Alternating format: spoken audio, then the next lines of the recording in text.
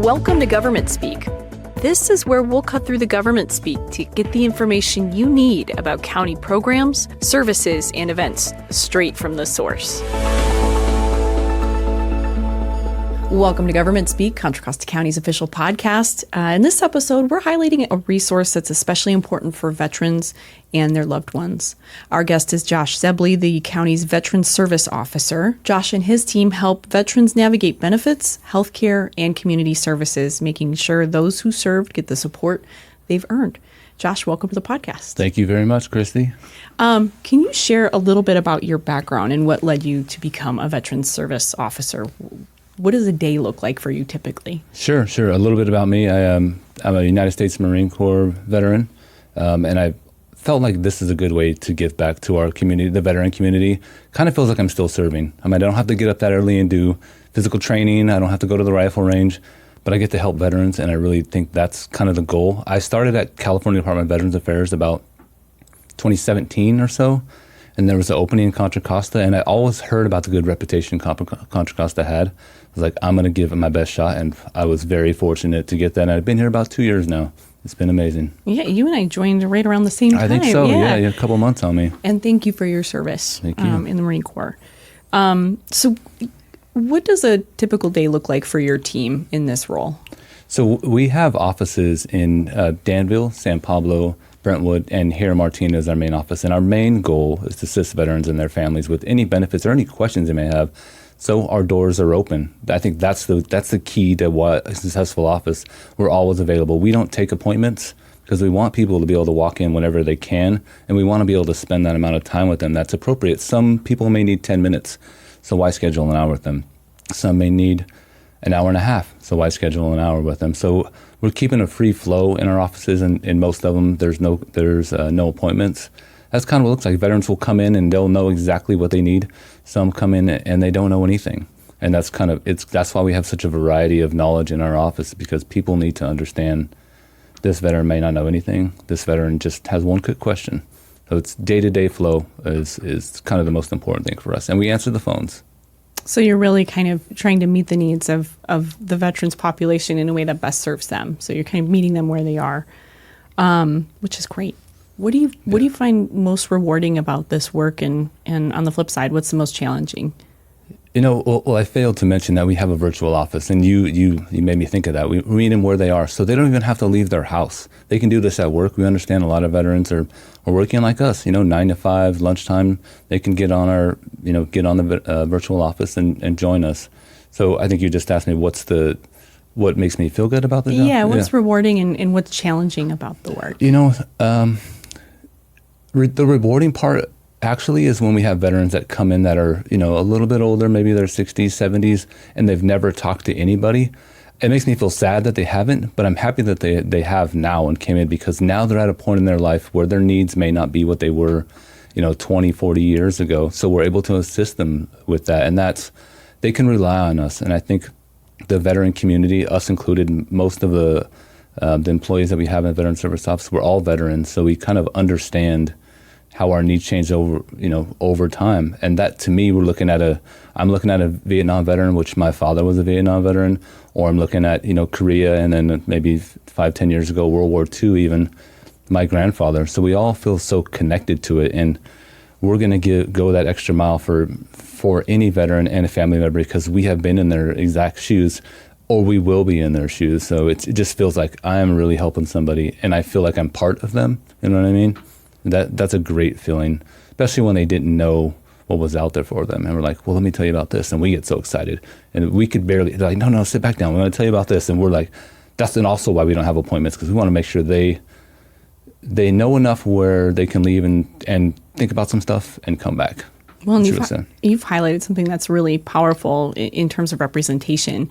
The clients you serve can see themselves in you and your team, but also you're seeing yourself in them as you're helping them navigate kind of later on in life.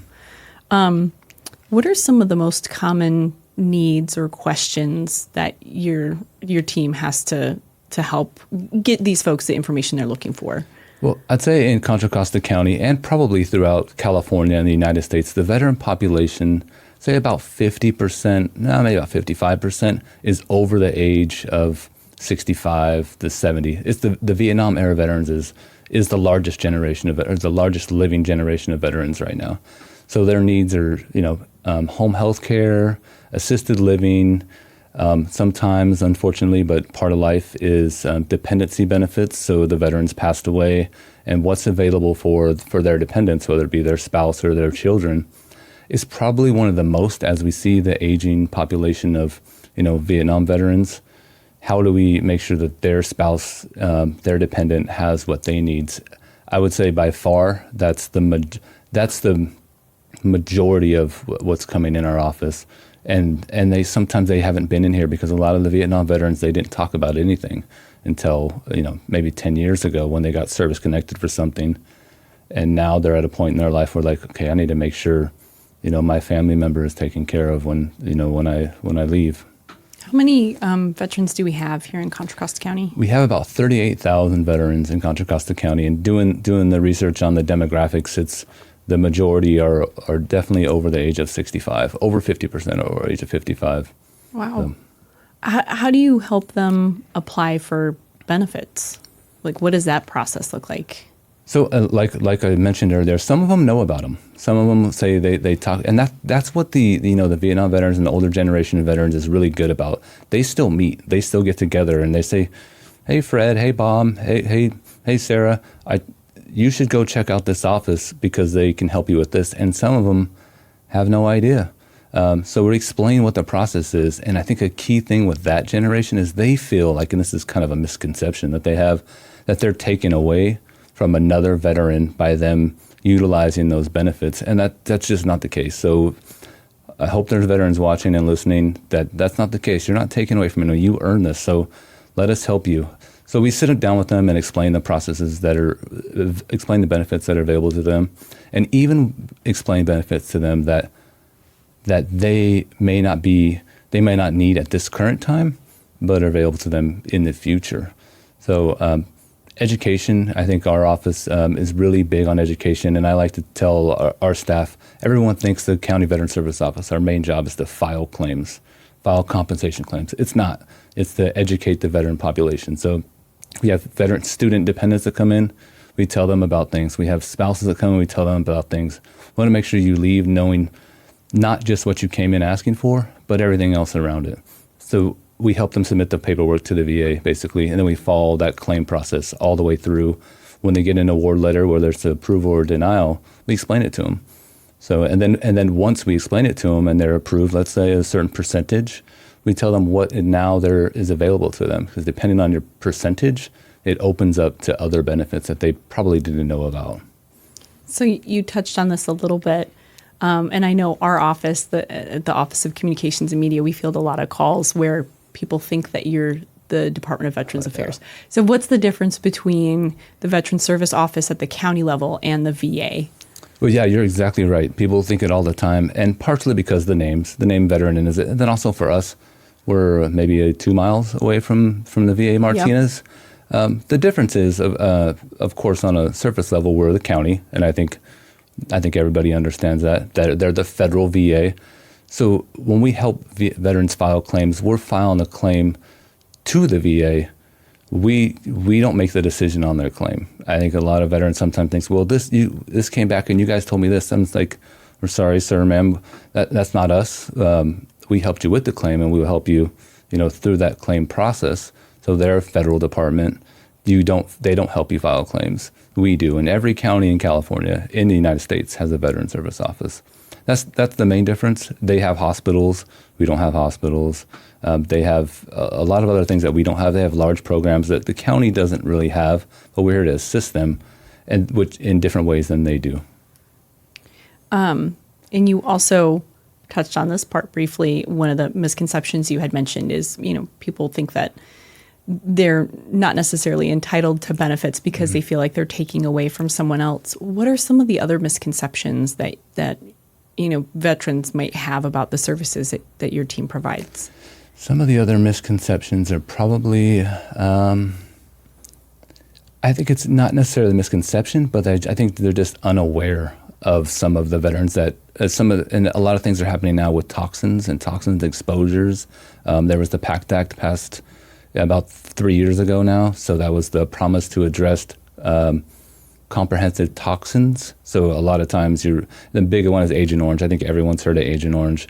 And there's a lot of diseases and cancers that are associated with just being exposed to those. So the VA presumes what is called a presumptive condition, that because you were in that area and you have this condition, that you got that condition from that. And I think a lot of the veterans don't realize that, if they get, sometimes it's any reproductive cancer, colon cancer, I know that's not reproductive, obviously, colon cancer, bladder cancer, any of those cancers are associated with it. So they should always ask us or come in and say, I was in Vietnam, I have this type of cancer, can you help me determine if this was associated with it? So that would be it. And I think I'll end on this misconception that the VA is not trying to help them. The VA is 100% trying to help veterans. There's a lot of things going on right now, of course, federally. Their monetary value that the veterans get, that's not going to be affected. Maybe there's a little bit less nurses or doctors or administration, but their dollar amount that they're going to get is not going to change. It's not, at least right now, it's not changing, and I haven't heard anything about it changing. And if you did, we would be sharing it through your office. Yes, definitely. So you talked about how medical services are part, at least accessing benefits, not providing medical services, but how do you partner with other county program areas as it relates to housing, mental health services, healthcare, to help fully serve this population? So Contra Costa County Health is great, and our housing department here is amazing as well. They work with HUD-VASH, which is the Veterans Affairs Supportive Housing. We have a large amount of HUD-VASH vouchers that if a veteran in need of housing comes to our office, they're in danger of being homeless, we connect them with the VA and the county to get them a HUD-VASH voucher. And that process works between us as the county, as the VSO, and then the county housing department and the VA. So it's kind of like a triangle there. So the veteran's initial stop is usually with us. Then we get them connected with those two, and then they get housing. The county also has a program called A3 that I'm sure you're aware of. I think it's anytime, anywhere, any place. I'm correct. So we work with them because they're the professionals and mental health professionals. We in our office are not. We're able to reach out to them and ask resources that they have. And we also have a really good relationship with the VA suicide prevention team. So we're able to we've followed people over, since we're so close, followed people over like in their car and we're in our car to the VA and get them triaged right there. I think we're only able to do that because we're so close. But we have, we can reconnect with them and say, hey, or reconnect with the suicide prevention team and say, is everything okay? I mean, we don't go beyond anything, but we already have, kind of that trust and that network that we can ask about this veteran. They came into us. Yes, we got them triaged. They're seeking assistance. And there's vet centers. It's a mobile mental health facility that the VA operates. That's in Concord. So that's another resource. So we have multiple connections. I mean, we don't offer those services in our office. You cannot come in our office and there's no social workers in there. But we are very well connected with county programs for, you asked mental health, housing, and healthcare, right? Yep. So healthcare is probably the easiest one. We can help veterans sign up for VA healthcare. Very easy process. They can take the document over to the hospital or to the mental health facility, the Martinez facility a mile away. And that's one of our main goals is to get veterans connected with healthcare. And being that hub could make all the difference to be able to connect kind of all those moving parts for a vulnerable population. What about some of the unique challenges that veterans face here in Contra Costa County that they might not face elsewhere? What are some examples of those? Okay, so I think the first one that comes to my mind is probably the cost of housing here. And I think that's a Bay Area type of thing anyway. And our goal there is just to, inform veterans that there are programs. There's something called a CalVet home loan that's out there that can help you, purchase a home. But the second one, I think we all that's not a veteran specific, right? Housing is expensive all throughout California. Our county is large, as you know, and everyone knows. We're geographically a pretty large county. But what our county has done is set up an outstation in San Pablo, so West County, and then we have Martinez, and we have Danville and Brentwood. So we're all the way across the county, and we have the virtual office. So I think with those 5 different avenues to get services, we've kind of mitigated that issue of it's really hard in traffic, right? It's really hard to get to you, but you can join us in any part of the county or the virtual office, and it's easy. I mean, it's really easy to do. We try and make it accessible as possible. I think that was before me. I wish I could take credit for it, but I think a lot of places in California, like, how do I get to where you're at? Well, we're going to where you are at, like you mentioned earlier. We're in every location we can possibly be in. You've talked a bit about how you, not air traffic control, but in terms of connecting the individual with multiple services and programs. Are there any new programs or benefits that veterans should know about? So I'd say the newest program that the VA has come out with is the PACT Act that I mentioned. Yep. But now they're expanding the list of toxins that are on the list of presumptive conditions, and they're always expanding the presumptive conditions. So the diagnosis or the medical issues that you're having, they're always researching it. It initially started, from this large portion of Vietnam veterans and Agent Orange to now Persian Gulf to Iraq, Afghanistan, to we don't know what we're exposed to. And some of those veterans, we're still too young to figure out the research on what that is going to, what the effects are going to be. So the VA's continue to research in that. And we encourage all veterans to participate in, it's called a TERA, a Toxin Exposure Risk Assessment. Really easy, takes about 5 minutes. You just fill in something out. Were you exposed to these toxins? And then, depending on that answer, you can have more tests done by the VA. That's the biggest thing they're looking into now. Other than that, mental health is always something the VA is working on. There's a couple of grants that we are applying for and hoping to hear soon about the VA. It's a large push, so people are thinking that the VA is having these cuts, but they're focusing maybe in different areas. So they're not cutting things like mental health and toxins. They're just not cutting that. That's the things that's on our radar here, definitely. What role does your office play? We touched on homelessness a little bit. What about post-traumatic stress disorder and transitioning back into civilian life? What role does your office play in helping on those fronts? So post-traumatic stress is something obviously that we call an invisible injury or invisible wound, because you don't know. You could see a veteran walking across the parking lot and they look completely fine, but we never know what's going on in their head. So we treat those and any mental health condition with the utmost respect and compassion. I think that's what we're really good at. Providing the empathy with the veterans, really getting in their head and kind of trying to understand what they're going through. So everybody goes through it differently. So there is claims that you can file to the VA.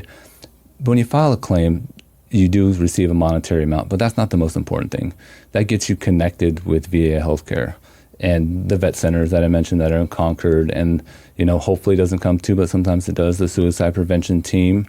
And so we really take those claims, I don't want to say more serious than my ankle hurts, my knee hurts, my back hurts type of thing, but those are ones that you can't see. So we're just, have to make sure that we're, educated enough to ask the correct questions to those veterans and help them explain that process, because oftentimes when you're filing those claims, they have to revisit that entire, incident or, what it may be. But without us, showing that we're, we really care and we're taking them serious, of course, PTSD and then MST, which is military sexual trauma, is another, something that's coming out of the woodwork a lot lately. And I think there's a misconception that it doesn't happen to men. And I think we all know that sexual assault happens to men and women. Whether it's equal or not, it doesn't matter to us, right? Whether you're a male Marine and that happened to you, we're not going to look at you any different than we would, look at you before you walked into the door. We want to help you. And I think having that, experience and that compassion is what really sets us apart and makes us really understand that people are going to have those things happen to them, and we want to help them. I'm so grateful that we have people in our community who do that work. We've talked a bit about how the landscape for veterans has changed over the years, and their needs. But you also have a very interesting resource that you pulled together. Can you talk about the Veterans Voices show? Our team here at Contra Costa Television plays a role in helping to share that information, and I would love to highlight it. Sure, of course. Let me look at my paper real quick so I can remember what day it's. I know what day it's on, but the channels. So Veterans Voices is a monthly live television show on Wednesdays at noon, and you can watch it on Comcast channel 27, AT&T Uverse channel 99, or Wave channel 32, or you can watch it on YouTube at Veterans Voices. So in this show, it's amazing. We get the freedom to talk about any veterans-related issues that we need to. And where we get those topics are from people walking into our door, from veterans walking in our door and saying, I need help with the PACT Act claim. I need help with the PACT Act claim. Then we're like, maybe we should talk about the PACT Act claim. Or I have PTSD. I suffer from, I was a victim of MST. Maybe we should talk about MST. So we use that research from veterans coming in our office and what we have an association, it's the California Association of County Veteran Service Officers.